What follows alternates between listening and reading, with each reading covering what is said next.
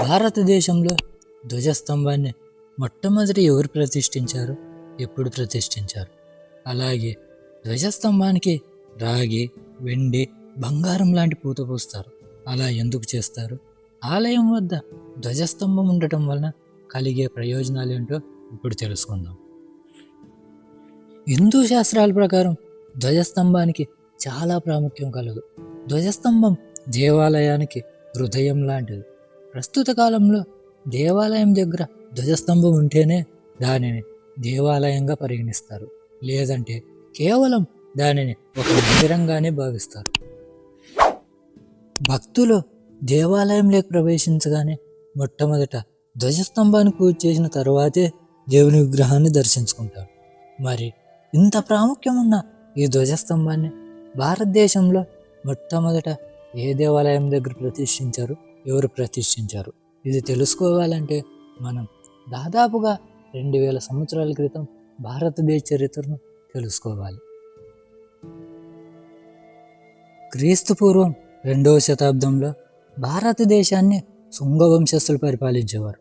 వీరిలో గొప్ప రాజు బాగుభద్రుడు. ఈ బాగుభద్రుని పరిపాలనలో భారతదేశ సంస్కృతి సాంప్రదాయాలు, ప్రజల స్థితిగతులను తెలుసుకునేందుకు భారతదేశానికి రాయబారిగా గ్రీకు రాజ్యానికి చెందిన హెలియోడోరస్ వచ్చాడు. మొదట బాగుభద్రుని ఆస్థానాన్ని సందర్శించిన హెలియోడోరస్ ఆ రాజ్య ప్రజల ఆచార వ్యవహారాలపై అధ్యయనం చేశాడు. ఇక్కడ మన హిందూ సంస్కృతి సాంప్రదాయాలు ఆయనకు బాగా నచ్చడంతో వాటిని అనుసరించడం మొదలుపెట్టాడు. హెలియోడోరస్ గ్రీకు రాయబారి అయినప్పటికీ మన దేశ సంస్కృతి సాంప్రదాయాలు ఆయనను బాగా ప్రభావితం చేశాయి. దీంతో ఆయన విష్ణు మరియు కృష్ణ భక్తుడిగా మారిపోయాడు. ఈయన విష్ణు భక్తుడిగా మారడంతో హిందూ మతాన్ని స్వీకరించి అనేక హిందూ దేవాలయాలను సందర్శించాడు. తర్వాత హెలియోడోరస్ తన గ్రీకు రాజ్యానికి తిరిగి వెళ్ళే క్రమంలో భారతదేశ సందర్శనకు గుర్తుగా మధ్యప్రదేశ్లోని భేష్నగర్ వద్ద గల విదిశా అనే ప్రాంతంలో ఒక విష్ణు దేవాలయం కలదు. ఈ విష్ణు దేవాలయం ముందు ఒక గరుడు స్తంభాన్ని ఏర్పాటు చేశాడు. దీనిని విష్ణు స్తంభం లేదా గరుడు స్తంభంగా పేర్కొంటారు. హెలియోడోరస్ భారతదేశ సందర్శనకు గుర్తుగా ఆ గరుడు స్తంభంపై బ్రహ్మలిపిలో ఒక శాసనాన్ని ఏర్పాటు చేసి తిరిగి గ్రీకు దేశానికి వెళ్ళిపోయాడు. తర్వాత కాలక్రమేణా ఈ గరుడ స్తంభాన్ని ధ్వజస్తంభంగా పేర్కొంటారు.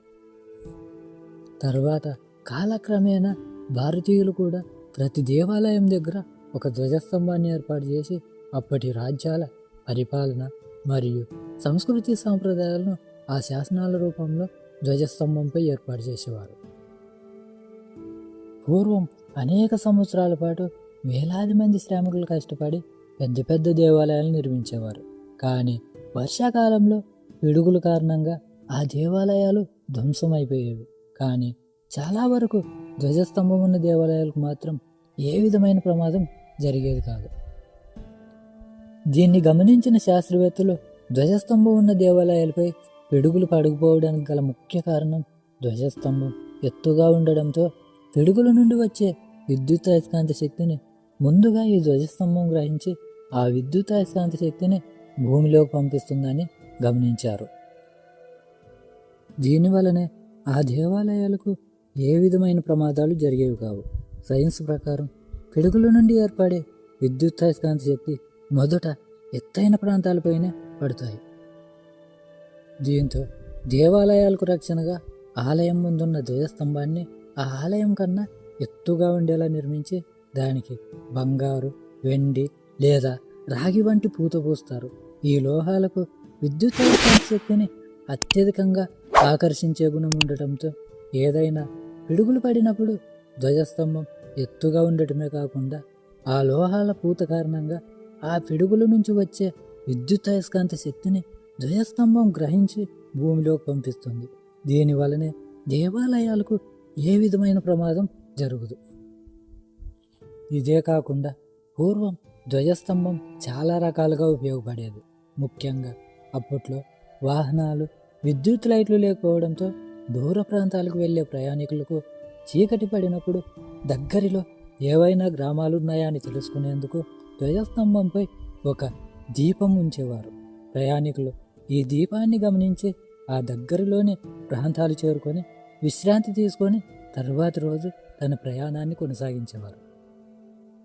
ఇలా ధ్వజస్తంభం పిడుగుల నుండి దేవాలయాలను రక్షించడమే కాక రాత్రి వేళల్లో ధ్వజస్తంభంపై దీపం కారణంగా ప్రయాణికులు ఆ ప్రాంతాలను గుర్తుపట్టేందుకు మరియు ధ్వజస్తంభంపై శాసనాల ద్వారా అప్పటి పరిపాలన సంస్కృతి సాంప్రదాయాలను తెలుసుకునేందుకు ఉపయోగపడడంతో అప్పటి నుండి ప్రతి దేవాలయం దగ్గర ఒక ధ్వజస్తంభాన్ని ఏర్పాటు చేయడం ప్రారంభించారు.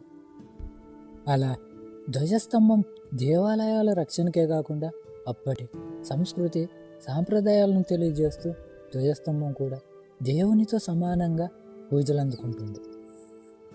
ధ్వజస్తంభం గురించి చివరిగా ఒక్క మాటలో చెప్పాలంటే, సమస్త జీవజాతిని దేవుడు రక్షిస్తే ఆ దేవునికి రక్షణగా ఉండే దేవాలయాన్ని రక్షించేది మాత్రం ఈ ధ్వజస్తంభమే. అందుకే చరిత్రలో ఈ ధ్వజస్తంభానికి చాలా ప్రాముఖ్యం కలదు.